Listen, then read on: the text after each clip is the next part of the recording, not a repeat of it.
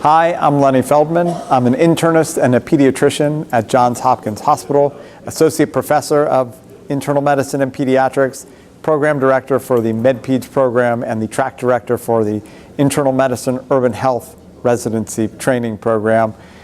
Excited to be here today as a fellow of the ACP at the ACP annual meeting, where I got to talk about things we do for no reason in an hour-and-a-half session. I get much less time with you, so we will hit the highlights of what we talked about over that 90-minute period.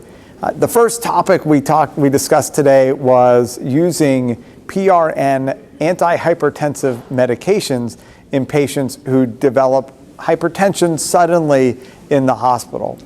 And it turns out that we are probably doing more harm than good when we are giving our patients PRN IV antihypertensives. Most of our patients would do just fine without them. We get really nervous when the blood pressure starts going up, but there is lots of evidence to tell us that most of the outcomes will happen over weeks to months to years, not that day in the hospital, and that we are probably exposing them to harms by dropping their blood pressure too quickly by giving them those IV antihypertensive medications. So try to avoid those if at all possible. I know it is hard because you will continue to get the pages from the nursing staff that the blood pressure is still up, but we have to hold strong and try to find other etiologies for why that pressure might be elevated at this time. Other than just their blood pressure is up. Are they anxious? Are they having pain? Is there something else going on which you can actually really make a difference with than just giving them an IV antihypertensive? The second topic we talked about today was whether MDIs, meter dose inhalers, are better than nebulizers or nebulizers better than MDIs. Turns out that they're probably equivalent, that you don't need to pick one over the other, because one is better for your patients. But for the long term, patients need to have that meter dose inhaler when they have asthma or COPD that they can use at home and on the go. So it's really important that they have good meter dose inhaler technique.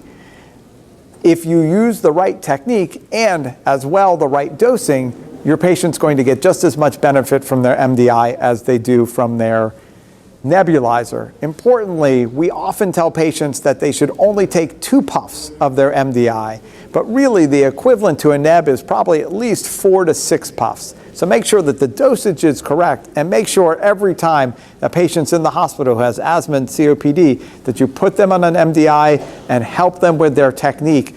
Every time we teach a patient, their technique gets better. We need to keep reinforcing that over and over and over again. We also talked about potassium, particularly when we have a patient with acute myocardial infarction. And should that potassium be buffed? Should we make sure that the potassium is above 4? We've been taught this for generations, that the potassium needs to be in the 4 to 5 range. That was based on old data from the 1980s that looked at patients who had acute myocardial infarctions in an era when we didn't use reperfusion therapy, when they weren't having early invasive therapy, when we didn't have beta blockers that we used for MIs. In today's world, where our therapy is much improved for patients with acute myocardial infarction, the observational data seems to indicate that the sweet spot for the potassium in those patients is probably 3.5 to 4.5. And when you go above 4.5, mortality starts to increase, the rate of arrhythmias increase, and when you go below 3.5, the mortality increase and the rate of arrhythmias increase. So it looks like that 3.5 to 4.5 is probably the sweet spot for potassium levels in patients with acute myocardial infarctions. And you can probably extrapolate that to some other medical issues as well, like heart failure.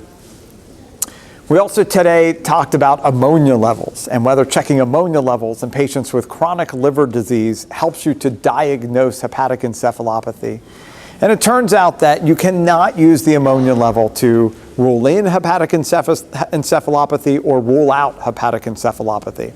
So don't check the ammonia level in patients who have possible hepatic encephalopathy. What you should do is rule out any other cause for altered mental status in that patient. If you can't find that, and of course you're trying to think about whether you should be treating them for hepatic encephalopathy. If they get better with your treatment, if you have no other diagnoses, they probably have hepatic encephalopathy, but don't use the ammonia to try to make that diagnosis.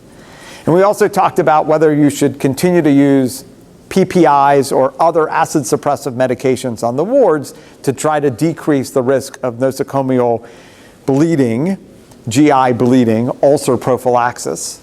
The literature seems to say that you are not getting a whole lot of benefit by giving patients acid suppressive medications to decrease the risk of stress ulcer when they're on the wards. What we're probably doing is increasing their risk for other side effects, things like pneumonia, things like C. diff, while only decreasing their nosocomial bleeding risk by a very small amount.